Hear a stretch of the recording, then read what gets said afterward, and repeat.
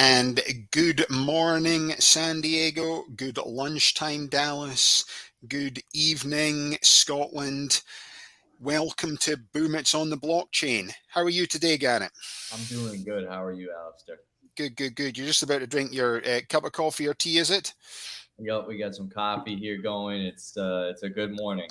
It's a good morning. Perfect in that as well. So, what kind of coffee are you drinking, Garrett? I think this is a dark roast. We got a little bit of coffee mate in there, and I don't know. It's good. All the healthy stuff of the day. Oh, well, so the second quarter results are out. So, for all the big oil companies, they're making the news right now by making more money than they've ever made before. So, let's just jump straight in here, Garrett, and let everyone know the good news. All right. Yeah. So it's you had found this article here from Statista. I think it provided a very good rundown of where these oil prices are currently sitting, and in comparison to quarter two 2021, when you know it's a little bit of a different narrative. It wasn't as bad as quarter two 2020, but this is definitely I'm sure these companies are all very happy, especially Exxon. Exxon is, leaps and bounds ahead of where they were last year. Yeah, massive profits of like $18 billion. So, for people to understand that, the oil price has essentially been away at $120, hitting 117.18. It's dropped right today below $90 a barrel at $87 a barrel. We checked just before we came online just now. So, these prices are sort of coming down. But if you think about it, ExxonMobil last quarter, $18 billion. We're all stuck at home. Inflation's going through the roof. Gas prices are going up. Most consumers are not too happy with this information. So, give a bit of background, Garrett, and why you think the prices have been pushed up. Or is it just all to do with the war in Ukraine? I really don't think it's all to do with the war in Ukraine. I don't think that plays into it, but there's much bigger things that have to do with this, and it's all a story, and everything kind of comes together. It started when they chose to get rid of the Keystone XL pipeline, and I would say that there was a crescendo. There was definitely a crescendo with the beginning and proliferation of the Ukraine war. But if we look at it now, this is the combination between liberal political policy and along with infrastructural shortcomings in the United States and Europe that have led us to uh, essentially a position where Saudi Arabia and Russia have a very strong ability to just set the price of oil and subsequently the price of gasoline, and that's what led us to where we are right now. I'm certain if they ended that war in Ukraine tomorrow, they turned back on the Nord Stream one. It would have no effect on these gas prices because it's purely it's what the Democrats want. It's a political play, and I think there's some positive aspects to it, but there's also a lot of negative aspects to the consumer. So Yeah, I also think, well, I think if the war in Ukraine was decided, then prices would come back to settle around about $60, $65 a barrel. I think a lot of it is because right now Europe is so dependent on Russian gas, yes, whereby when he does now Putin just switches the gas off to do essentially pipeline inspections. yeah, This is the way to ruin Europe now. It's not about we're going to invade rest of Europe. Is we're just going to do pipeline maintenance and inspection. Oh, sorry, nobody's got gas this week. Prices go rocking straight back up. Also helps that Russia is one of the biggest gas suppliers in the world, and all the surplus gas that was essentially the sanctions. When the sanctions came in, it was going to come in here to essentially freeze Russian gas, put massive pressure on the Russian economy, and all that surplus has been bought by China and India.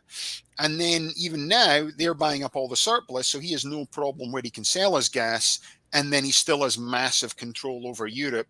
And right now we're in the summer. If places like Germany that we spoke about in the last podcast get 52% of their gas from Russia, if they can't find a secondary supplier now, between now and probably October, November, where are they going to get a supplier for 52% of their gas? What are they going to do? That I saw one of the ministers of energy in Germany now saying we're going pro-nuclear. After only 6 months ago, as part of their Green New Deal, we're going to switch off the nuclear power plants. That is completely thrown out the window now as well, because they need power. The other problem people need to think about is, because Germany is the big manufacturer in Europe, and a lot of that gas that comes in is getting used for refined plastics through BASF, but 4%. But also what happens is that a lot of just goes to industrial companies manufacturing. So in addition to making everyone freeze at home, what he'll be able to do is he can essentially turn off manufacturing in Germany if he switches off the gas for probably about 2 to 3 weeks. And then it creates a huge indent into their economy, because then you're talking about thousands of people about to lose their job. So, they were warned by NATO, the Germans, 10 years ago, that they should not be becoming more and more dependent on Russian gas. They chose to ignore that. Obviously, America was pushing against that back then. Biden, and when Trump came in, we saw Trump sitting there. No matter what you want to say about Trump, he said they were crazy to be 100% or 52% reliant on Russian gas, because you fall out with these guys, where's it going to lead to? And then, even though this is a war in Ukraine and Germany hasn't fallen out with them, essentially now you're basically, he can turn the pipeline on and off. So that's problems all around, Garrett. But, is there a sort of silver lining in the future coming up? Well, I definitely think that if they, I mean, the clock is ticking now. It's August, and within 2 months it's going to be getting mighty cold over there in Europe. And unless they solve this, if they're able to solve and end this war by wintertime, I think things will be good. It will be good, but I don't. Yeah, I don't see the war stopping. I don't see this ending. I don't think this is going to end. I think it's going to rapidly intensify with the weaponization of oil, LNG, all of this grain, food, everything like grain, that. everything. Yeah, it's all being weaponized by Russia, and they're doing essentially a far more cutthroat version of they're using this Nord Stream 1 pipeline like Enron used, rolling blackouts in California in the late 90s, early 2000s. They didn't have volatility, in the electricity market. Enron didn't have volatility, so they went ahead, they made some, and that's what Putin is doing here with natural gas. It would be, I don't know how things are at Gazprom. I mean, it might be good, it might be bad, because they're essentially record profits as well. Yeah, but they're the pawn at the end of the day, and they're the ones getting told, okay, turn it on or turn it off. And I think if they're a Russian energy trader with inside information right now, is probably that's probably the most profitable business to be in right now, because if you have the inside information of when Putin's going to turn that thing on or off, you're set. You just know where to place your longs, where to place your shorts, and you're golden. You just trade whatever they tell you, because they've got Europe, in a, it's a linchpin position, this Nord Stream 1 pipeline has over Europe. Oh yeah, you get a lot of people now. It's not like they're pro-Russian, but they're basically Jeremy Corbyn, he ran for prime minister here against Boris Johnson, lost. He's now in the news this week saying, I do not want to send any more weapons to Russia, and what we need to do is talk about peace and not talk about war. So it's like you've not waved the white flag, but really, you're not far off it. You're basically saying, well, where is the peace? Which, there's some of it, there's truth in some of that as well. We need to discuss where the future peace is. But if you're Ukrainian and you've just been invaded and you've lost 12% of your land, and he's not giving up till he gets all the way along to Odessa, what are you going to do? Just give him the green light? Oh, well, he can have all this anyway, and we'll just call it even Stevens, and we'll just move out, until he invades you next time. It's just like Yeah, he's slowly chipping away. It's just like that's how they that's see a it. strategy. They either have to, and if you want to do a quick, let me see if I can drag it in there. Yeah, if you want to do a screen share again, this shows kind of the situation. I love this tool, Live UA Map. It's wonderful. This is territory. The blue is what they had taken before they lost it. But what they're really zeroing in on is down here. I don't know the name of this, but they want to get all the way to Odessa, like you said, and kind of bridge into this Transnistria region. And it's for control of the Black Sea. That's what they want. I don't blame them. It makes sense. Yeah, I wonder if you could see the pipeline because from the very start. So people have to understand that all the gas, when it was coming through Europe, Nord Stream 1, it goes through Ukraine. Ukraine taxes that gas that comes through. If Moscow's not far away from Ukraine, if they can get the pipeline and they can come through all the bit of land that they own down the bottom now, and then essentially it comes out through the Black Sea, and then it can go everywhere else in the world.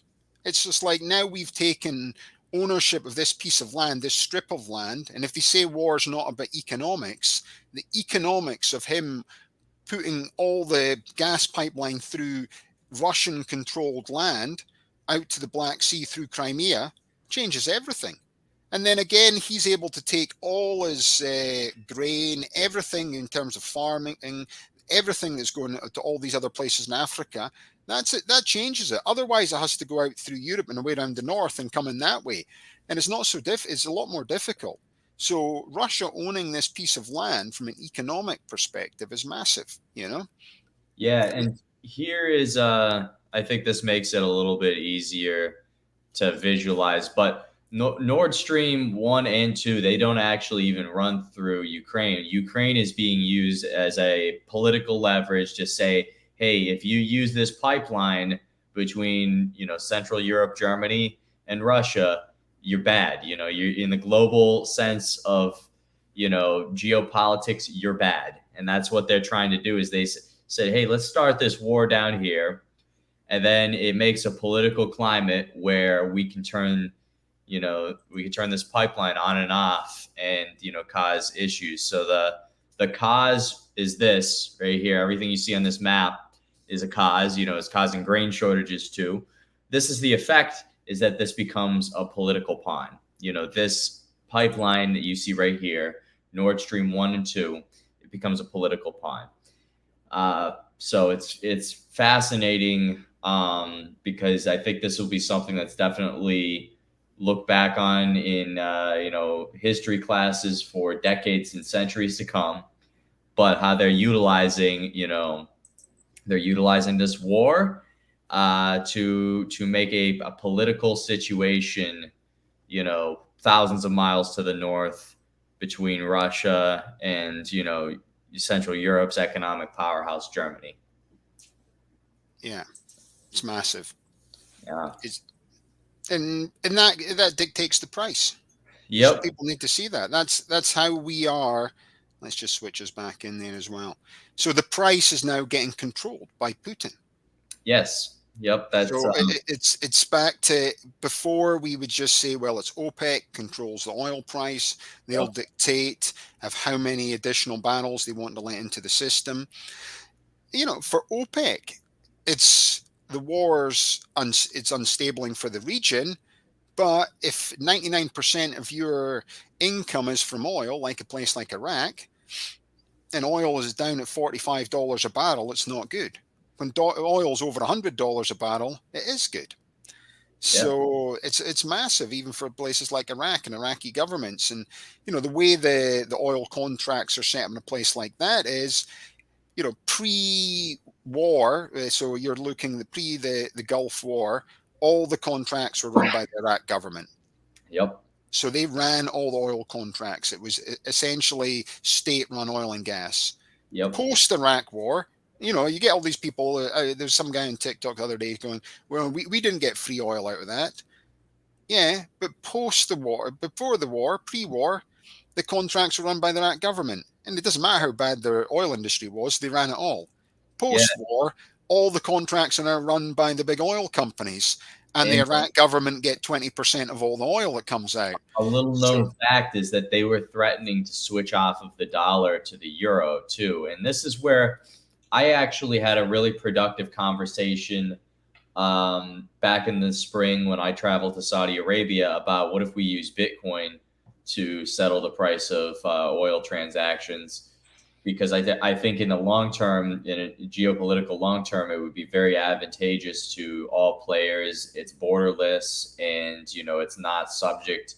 It's very traceable, but it's not subject to sanctions and whatnot. And it was a suggestion that I think it perked some ears up, and I think it does have a place in the future. I'll put that out there as my prediction now that Bitcoin will eventually replace the U.S. dollar as the settlement mechanism for oil and gas transactions. But that was a big thing, is they wanted to switch to the euro. Saddam wanted to switch to the euro. It's lesser known, but yeah. No, plus, I think, they look at stable coins, but the stable coin would have to be run by, if Aramco decided we are doing the Aramco stable coin for oil and gas. There was also talk about Gazprom wanting to switch to their version of a stable coin that they wanted to use to settle gas. And they were talking about this seriously. They yeah, were looking at this just before this war. They were thinking, well, we can force all our customers to start paying everything in our Gazprom stablecoin. And yeah, that's what so if you want to buy our gas, it's through the Gazprom stablecoin. And, ultimately what you're going to do, and that can be benchmarked against the dollar or wherever else they wanted to trade, but suddenly everything's settled in a different currency than the dollar. And and it's only a matter of time before something happens in the market space that will start to change how this operates. And the big oil companies, because, inflation's running at 9.1%. If they've got their own oil stable coin, which obviously we know Dan that he did the original oil stablecoin, oil coins concept, yep, white paper written about that out there. That's where so much of the stuff's been written on. It's true that it was just too early ahead of the curve in terms of adoption of this there. But the technology and the idea behind it's sound, and it's just going to come a point whereby the super majors, and they'll probably all go together as a pact. And this will be able to go, so you'll get Aramco join, you'll get the Exxon, BP, Shell, Chevron, even yes, Gazprom once Putin's gone. We'll wait till Putin's gone. He can't live forever. You never know. There might be technology that he can live longer, so it'll be yeah, like the Monty Burns type thing, 130 years from now. He's still going. But when he's gone, they'll be wanting to do this as well. And they all merge together because they're all companies. If you go out to the big show in Abu Dhabi, ADNOC, and the big oil show out there, they're all thick as thieves. They're all stands next to each other. They're all speaking to each other. They're all working together. If you look at some of the big projects out in Iraq, you'll find that PetroChina is working with ExxonMobil. So right now, if you look at the news, America and China are about to go to war because Pelosi decided to go on a annual vacation to Taiwan. But if you go out to a place in Iraq, you'll find ExxonMobil working with PetroChina, essentially operating one of the giant fields together. So international oil companies want to work together. If you go to Dubai, they want to work together. Lukoil's in Dubai, Gazprom's in Dubai. All the major companies that operate in Iraq and other countries across the Middle East, they all operate out of Dubai because they like to be based there. It's their version of Vegas. They can get to do whatever they want. It's tax free, no sanctions on your money. It's safe to keep your money there. Every single Russian oligarch's hiding there because it's like, we're not going to steal your cash. So they all operate there. So people need to understand that the international companies outside politics want to work together. And when it comes to something with oil and gas, they're going to want to work together as well. So and that's good. It's better to see international companies liking to work together rather than governments, going to war over this little piece of land that somebody owned and then we owned and they owned, and then they're fighting for this, that, and everything else. Now, whichever side of the line you're on, it's still fighting, it's still negative, it's still war. Whereby if you go to certain countries of the world, you'll find international companies like working together because essentially they've got the same goal of making money. So I believe you've got another article coming up. So let's just bring that in just now then, Garrett. Got it up here. The BP profits have tripled to $8.4 billion as millions face rising energy bills. So this is, they posted their biggest profit since 2008, and they've cashed in on these soaring energy prices. It's one of those things where I think that they need to do this. This is something that is a necessity of their business and a necessity of the political circumstance, because they're next on the chopping block after Shell. I would not be surprised if within 2 years, Parliament comes down, brings BP to the chopping block, and it just becomes just like Shell in The Hague. It's going to be the same thing. Everybody knows it too. They won't show up to any of the conferences. They were not there at CERAWeek. They were not there at COP26. I don't think they just don't want to touch it. They want to pretend like they don't exist. Or they're renewable energy. They're green energy companies. So they're big. Everything from marketing is pushing into green energy. I think when people look at the profits is, their business is split in two. So you've got the upstream side of their business, which is the one that's making huge profits. But the downstream side of their business, it refines the oil, it goes to the gas stations, petrol stations. You go up there, you fill at the pump. That's from their downstream side of their business. Now, the downstream side of their business isn't actually doing that well because they have to buy the oil at high prices. But if you're a consumer and you're looking at this, you're thinking, well, wait a minute, they're both called BP. They're just but the BP suffering. So the BP chairman or the new chief executive came out and said, he feels for the British people. I was watching him on the news. He feels for the British people because he understands, because our downstream part of our business is struggling. Yeah, but you're buying oil in your upstream side of your business. It's just like BP upstream, BP downstream. That's hilarious. We understand triple profits. Yeah, we understand triple profits. We feel for your downstream business that's struggling right now because you're having to pay high oil prices to get your oil. But it doesn't change the fact that when it's refined, it's taken across.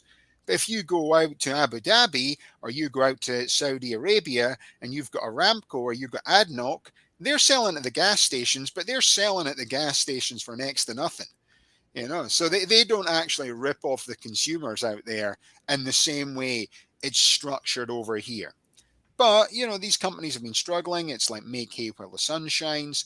BP are going to continue to post huge profits. And if the oil price continues, and as long as the war in Ukraine keeps going, they'll continue to do this. The one thing is like, how do they transition across into renewable energy? Are they going to continue to keep buying into wind farms and solar farms? Obviously they will. It's just a case of this transition period that could do 10, 15 years. I know you like to say out of sight, out of mind. But when you're posting 8.4 billion quarterly profits, triple from last year, quite difficult to keep that out of sight, out of mind. But once a week of this goes by, and then suddenly it's like it settles back in. But as you said, Garrett, it's a lot more complex than that. And then you've got the government taxation on this as well. They're trying to hammer these guys for a windfall tax, but the government still likes getting their tax out of the petrol pumps that you're suffering as well.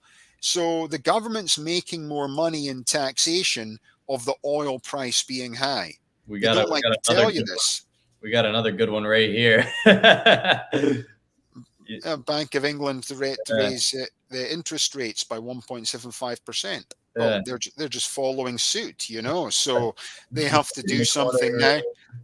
It's the way they try and claim the Bank of England operates out with government in the UK. It's just like total garbage. It's just like, but they have to do. It's the only thing they can stop with interest rates increasing all Yeah, the time that's is the to, to well, do. inflation increasing is to increase interest rates. Yep. It means if you're on any sort of variable loan or mortgage right now, your payments are about to just jump up a huge amount, unfortunately. Yeah. So that's not going to be good for anyone. Borrowing money is not going to be easy for people. You'll still be able to borrow money. It's just you're going to pay a premium for this money right now. But interest rates have been low for a long time. It's just allowing people to access capital. But if it can slow up the growth of inflation, which I think hopefully it will, and with the oil price coming down, again, high inflation has pushed that down because then the economy suffers. People are not buying as much goods as they normally do. So when that happens, then we're not out buying things, we're not shipping as much products, we're not using as much gasoline. And then essentially, when it goes into recession, normally when a country goes into recession, the consumer doesn't buy as much, and then inflation starts to come down a little bit. That's the plan anyway. So we'll see how it all pans out from there, Garrett. So any other articles related to this, Garrett? Uh, well, we got our photo. I think we got to show the photo. Oh yeah, this is the real reason everyone needs to We're, know why it's. we're gonna take it. This is why gas prices are a little bit lower this week. Yeah. Look, as before he got into office, well, when he was running against Trump, I'm not going to kowtow to the Saudis. There's nothing they can do. We're switching to renewable energy. I'm not going to be like Trump and being best buddies with these guys, organizing golf tournaments, being their best friend. Oil price through the roof, selling US strategic resources to China, suddenly out to Saudi Arabia, cap in hand, asking for them to release some more oil. They have been releasing more oil, everyone, 200,000 barrels a month for the last 2-3 months. This is helping as well. It's daily release. But rather than anything else, we'll give it the old fist pump. Exactly right. I mean, you can't deny they got us right. The Saudis got us right. They're helping out. Yeah. It's just like he doesn't. You could have had him buying the short and curlies there, basically pulling down on that as well. But it needs to show some face. So don't worry. Anything you need us to do to keep Iran under control, don't there as well. We'll send a few missiles about. Any more planes, Saudi Arabia, anything you've been up to. We'll wipe the slate clean. And there you go. No problem at all, guys. Any past misdemeanors, there you go. We'll let you out for that. Just sell us a little bit more oil and get the price pumps back in America. And then it's a fist pump rather than a handshake. Yeah. Is the name of the game, Just gonna put it out there. If they need a stable coin put together, give me a call. I know how to get it done. Yeah. Exactly, stable coin there if you want to replace it there as well. So it's, but that's basically what happens. So this war in Ukraine has led to this. You wouldn't even think of that. Yep. Coming into the election, it was like oil price was low. We're switching to renewable energy. Price and pumps low. Suddenly, it's like the opposite. We need them to release more oil. They're not wanting to release too much oil because they like a high oil price. So why would they want? It doesn't benefit Saudi Arabia, the oil price going back to $40 a barrel. They like it over 100. They like it high. They release a little bit that comes back. And then it comes back to, we've been diving into strategic resources in the US. I can't believe we were selling strategic resources to China. It's like, we're tough in China, but we're selling our strategic resources oil to them, even though they're buying up the excess gas from Russia as well. The China always go laughing to the bank, no matter what you say about the Chinese. They're definitely smart when it comes to international politics. They are working stuff right over, they're raking us over the coals right now with Biden's office. They've got, selling the strategic reserve to them. I can't believe releasing the strategic reserve. I can't believe that either. Oh, yeah. You just think then there's that Afghanistan war that went on for 20 years. The US, UK spending billions of dollars in it. China comes in the back end. Oh, sorry, we're not going to go to war with you, but you're needing some money to develop your country. We'll give you a loan Now the Taliban are absolutely bricking themselves because last Friday of the month they've got to pay their interest to Yeah. to the Chinese bank, the Chinese government. And that's it. They just come in there. Oh, wait a minute. All the lithium in the world's out in Afghanistan as well. And we're all moving to electric vehicles.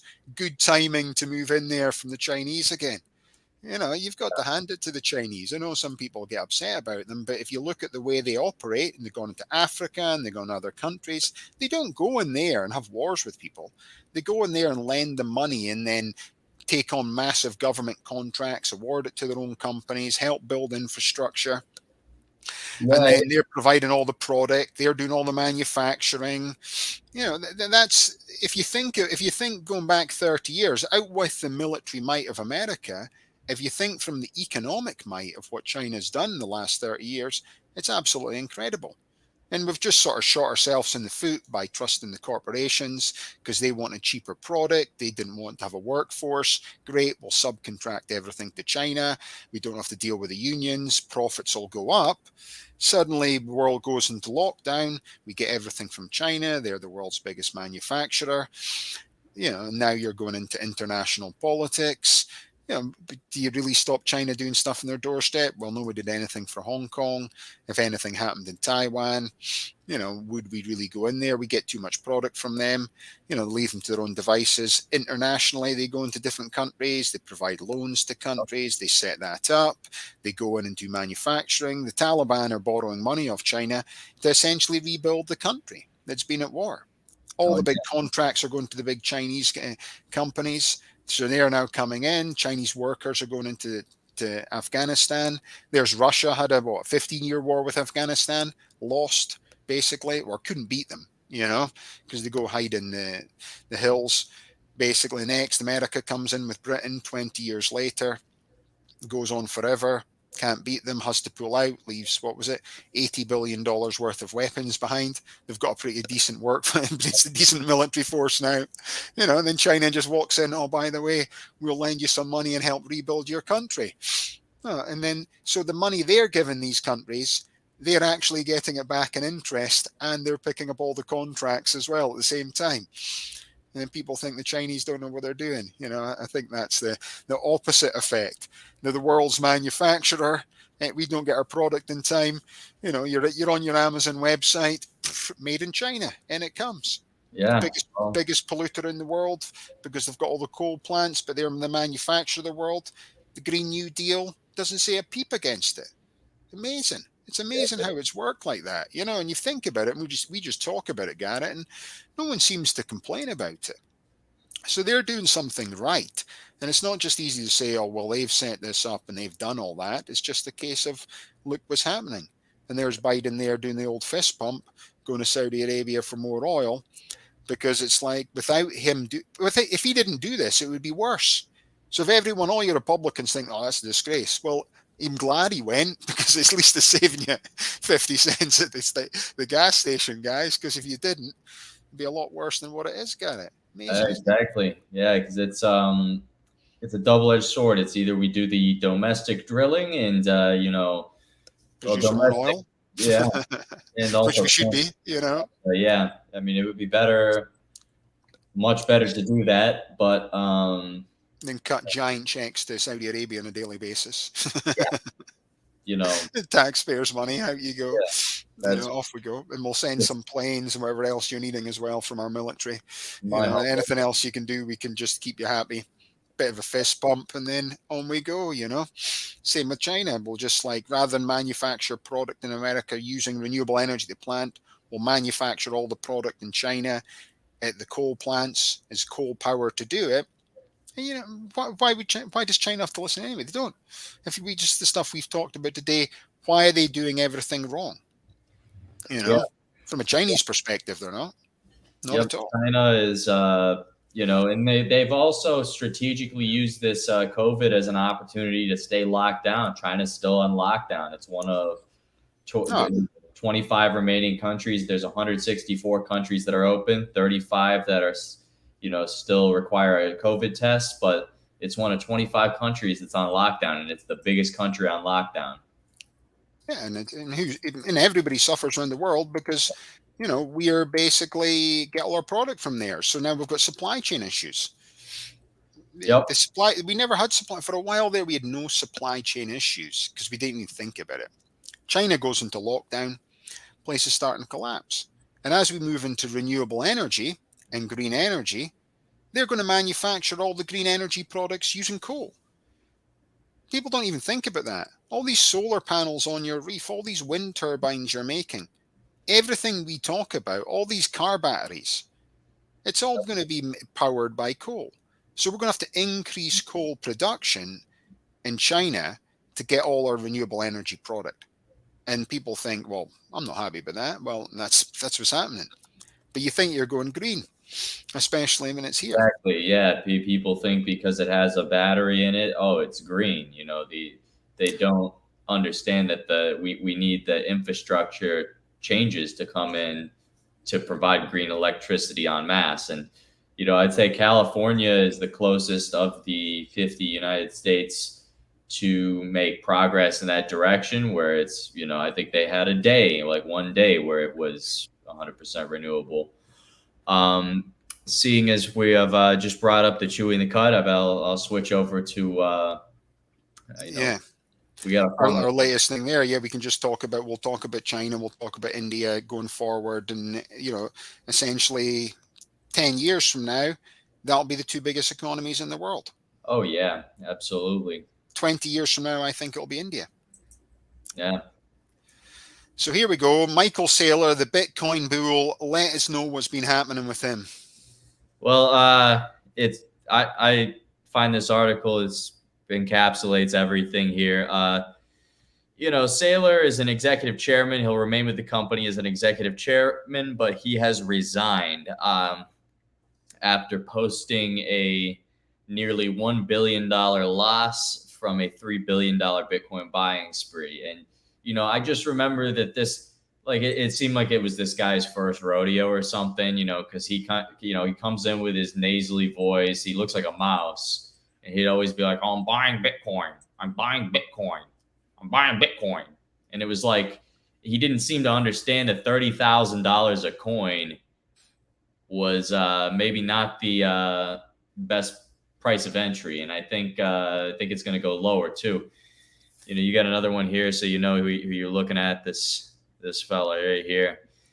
What was his payout? Do we know his payout when he left? How much did he get?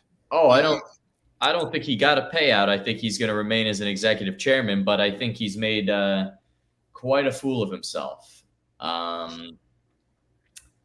throughout this. And Vitalik was saying the same thing. He's like, oh yeah, Michael Saylor.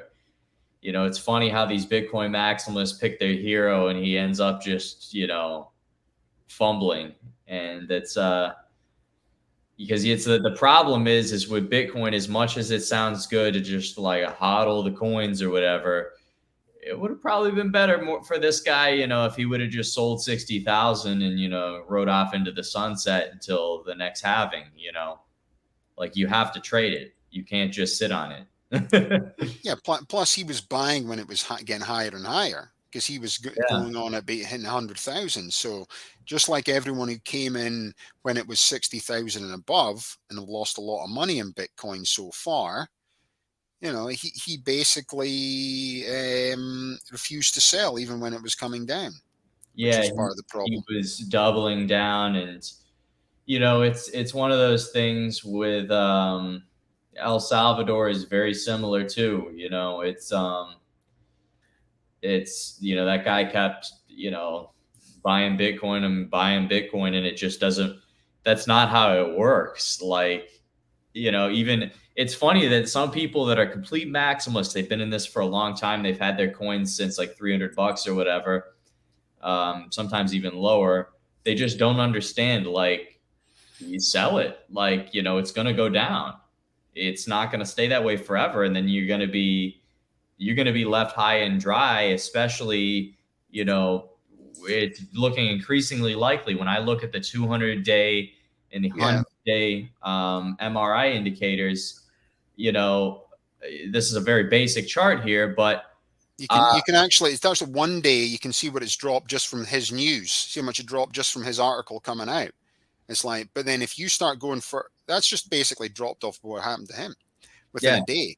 That's I would like agree. bad news for Bitcoin. But if you push that out, Garrett, to like 1 year, you'll be able to see you can show people the peak when Yeah, yep. it That's was like, it's hitting us nearly $70,000. And it's Pico just like, top right there. And the thing is I'm going to go to the max. This is a very simple chart. We're not having any MRI indicators. There's no indicators here to show people, but typically the people, the I'm hodling mindset is from, the chart doesn't even go that far back. If you bought Bitcoin at $1,000 when it went to $1,000 in 2013, it doesn't go that far back on Google, but you would still be at a gain at the lowest point in 2018 at $3,000. You're still at like 350% gain. If Bitcoin falls any lower, should it fall any lower than this, there are positions that are prime for liquidation at 12K. And I think it's going back to 12K. And that will be the first time in Bitcoin's history and it already has, it's becoming very close. I think it did retrace the 19,224, the previous all-time high. It did retrace that all-time high. If it retraces it further and Bitcoin goes back to the target price, I think of 12 to 13K, that nullifies almost every Bitcoin maximalist thinking that they can just hold this thing and it's going to carry them through retirement. You need to trade it. Like any other asset, it's something that your hand becomes forced, in an event like this, in an event where it is retracing a previous all-time high. And let's say you bought somewhere in here, you bought somewhere in here. Well, your money is just sitting there, and it's probably, maybe you offset inflation a little bit if it goes back to 12K, but you're not at a big gain. You would make a better gain in the S&P. But you have all this opportunity, this wonderful volatility right here to trade, and you have this wonderful volatility to get out and make an exit and have tremendous profit. But I learned my lesson way back here.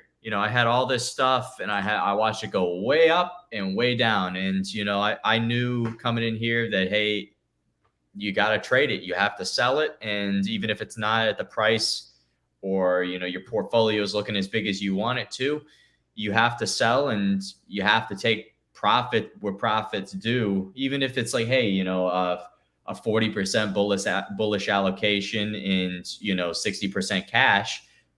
Take the 60% cash and, keep 40% bullish allocation.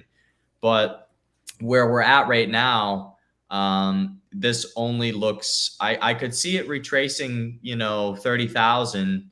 I could see us going up to 30,000, potentially 35, but I do not see us, I don't see road to $100,000 Bitcoin. And with guys like Michael Saylor stepping down from MicroStrategy, that says I don't think that they see it either.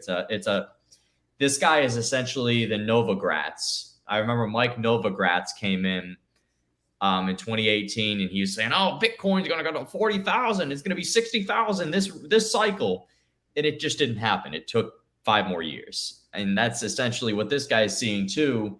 He saw a potential. He thought he was going to have quick money. That's just not the case. So, yeah, and he put the big future in everything in Bitcoin. But the problem is he was one of the biggest proponents for Bitcoin. So, yep. But the technology's there, the adoption of the technologies is starting for people out there. It's like anything. The problem is just, as you say, Garrett, everything goes up and down. You've just got to catch it on the way back up. And, where's it going to go down from here? Yep. Is it going to stay at this price point? Is it going to go up? We don't know. The problem is if you can continue to keep buying when it goes higher and higher and higher, and then it does come down, you're sort of snookered. He could have sold some on the way down, just the same way Elon Musk sold a big chunk of Bitcoin there.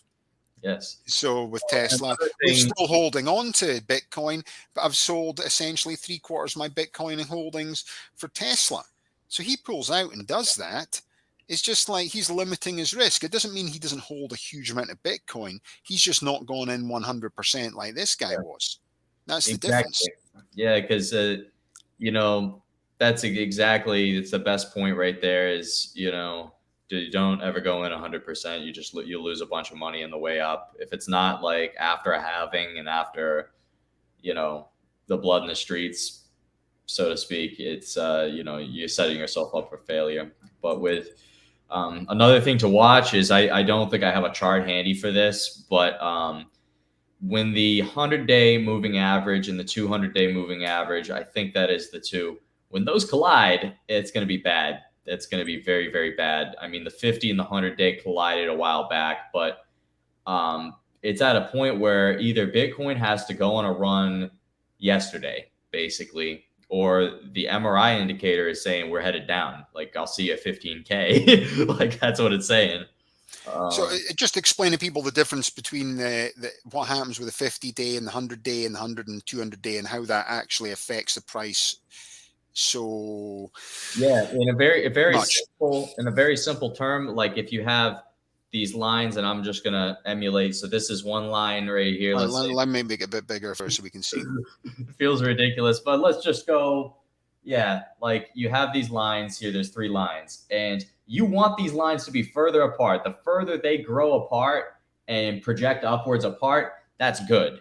But when they start to come down and collide and cross each other like this, and the top is a 50-day, it comes down. When it hits the 100-day, it's called a death cross. But when it hits when the 100-day hits the 200-day, and then when they all collide, that can be very bad. That can be a death sentence for an asset.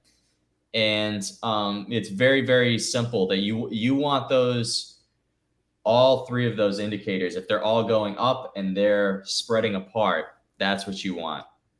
That's right. The indicator of a healthy, I'm not going to say a healthy market, but it's the indicator of a bull market. What we have going on right now is that convergence is a couple days away now. It was avoidable, and it still is avoidable if there's a big green candle to take us up to 25 or 26. That would change things. It doesn't matter what Ethereum's doing. A lot of people, there was like a 50% pump on Ethereum. It does not matter what Ethereum's doing right now. That's irrelevant. But with Bitcoin, it needs that. It needs to, have that green candle right now to avoid that convergence, and I don't think we're going to avoid it. So, So just to round things off, I just shared another article that I found that was quite. I wouldn't say it's amusing for the guy, but let's bring it in. I've put the link in there. It's James Howells. Oh, this guy. This guy here. So let's bring him in. So he's this is a different type of Bitcoin problem. He's lost $150 million worth of Bitcoin. Essentially, he's done a crowdfunding campaign so he can actually go to the refuse tip and try and find his hard drive, because he kept his Bitcoin off chain.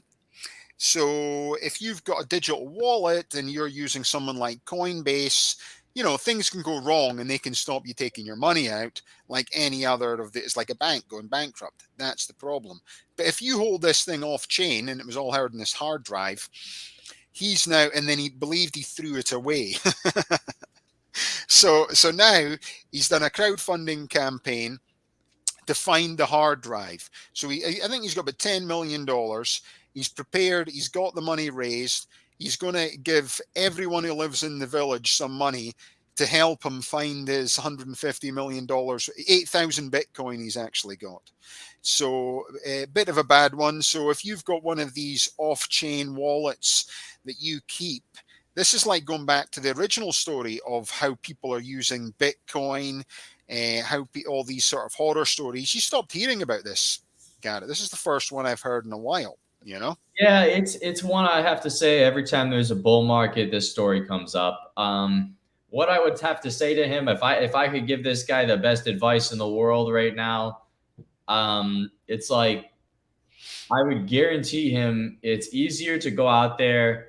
Like, I mean, he lives in the UK, but it's like in the United States or the UK, I mean, we live in some of the only countries in the world where you can go from being literally homeless to like 5 years later, you're a billionaire off of like a startup. I would tell him to like, chalk it up as a loss and start a company. He would create 150 million pound in value doing that. But with this, it's like, it's just going to drive him insane the rest of his life. It's like one of those like, And if I'm working driving the refuse trucks right now, it's like lunchtime, I'm having a look about.